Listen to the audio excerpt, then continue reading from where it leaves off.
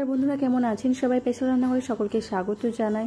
চটজলদি টিফিন বা ব্রেকফাস্ট বানানোর জন্য ডিম টোস্টের রেসিপি নিয়ে হাজির হয়েছি, যেটা 2-3 মিনিটের মধ্যে খুব ভালোভাবে তৈরি হয়ে যাবে। খেতে খুবই টেস্টি হয়। ছোট থেকে বড় সকলে এই ডিম টোস্ট খেতে খুবই পছন্দ করি। তো চলুন দেখে নেওয়া যাক আজকের এই রেসিপিটি। আমি এখানে দুটো এরকম লম্বা রুটি নিয়ে নিয়েছি। এবার রুটিটাকে মাঝখান দিয়ে ছুরি দিয়ে কেটে নেব।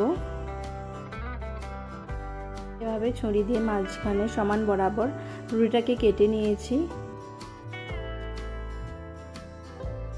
এরপর একটা বাটির মধ্যে কিছুটা পরিমাণ পেঁয়াজ কুচানো নিয়ে নিচ্ছি। একদম ছোট ছোট করে পেঁয়াজটা কেটে নিয়েছি, আর একটা কাঁচা লঙ্কা কুচানো। আর এর মধ্যে দিয়ে দেব অল্প একটু গোলমরিচ গুঁড়ো, আর দিয়ে দেব পরিমাণ মতন লবণ।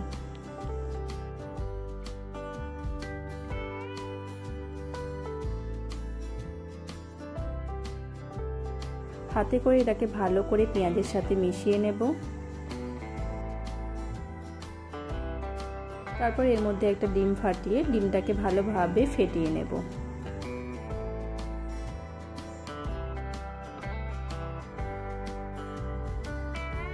ডিমটাকে ভালোভাবে ফেটিয়ে নিয়েছি যাতে লবণটা ডিমটার মধ্যে ভালোভাবে মিশে যায়।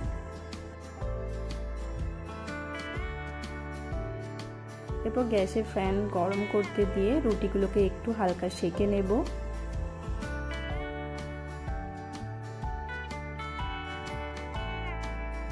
আমি যখন ডিম টোস্ট বানাই তখন রুটিগুলোকে একটু সেঁকে তারপর ডিম টোস্ট বানাই। তো আপনারা চাইলে না সেঁকেও একদম ডাইরেক্ট করে নিতে পারেন।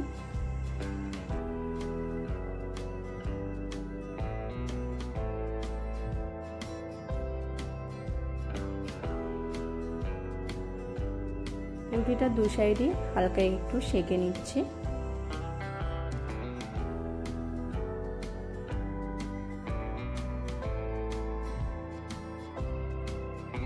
তারপর ওই প্যানের মধ্যে পরিমাণ মতন সাদা তেল দিয়ে দেব। তারপর তেলটাকে ভালোভাবে একটু গরম করে নিতে হবে।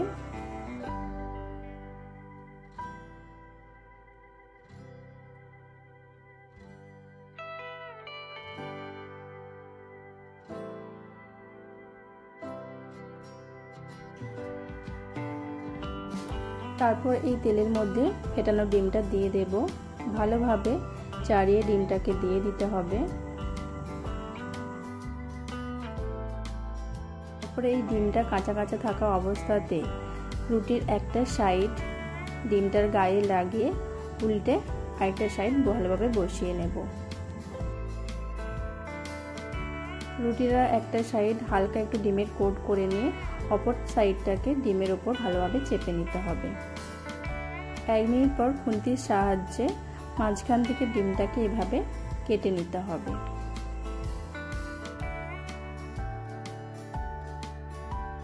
এরপর রুটিটাকে উল্টে একটা সাইড ভেজে নিতে হবে।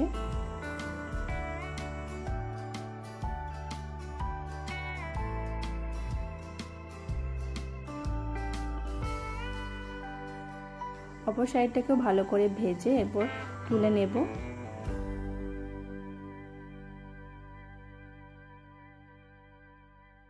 এরপর অল্প একটু গোলমরিচগুলো ডিম টোস্টের ওপরে একটু ছড়িয়ে দেব। খুব সহজ এবং চটজলদি ব্রেকফাস্ট বা স্কুলের টিফিন বানিয়ে নিতে পারবেন, আর খেতে খুব টেস্ট হয়।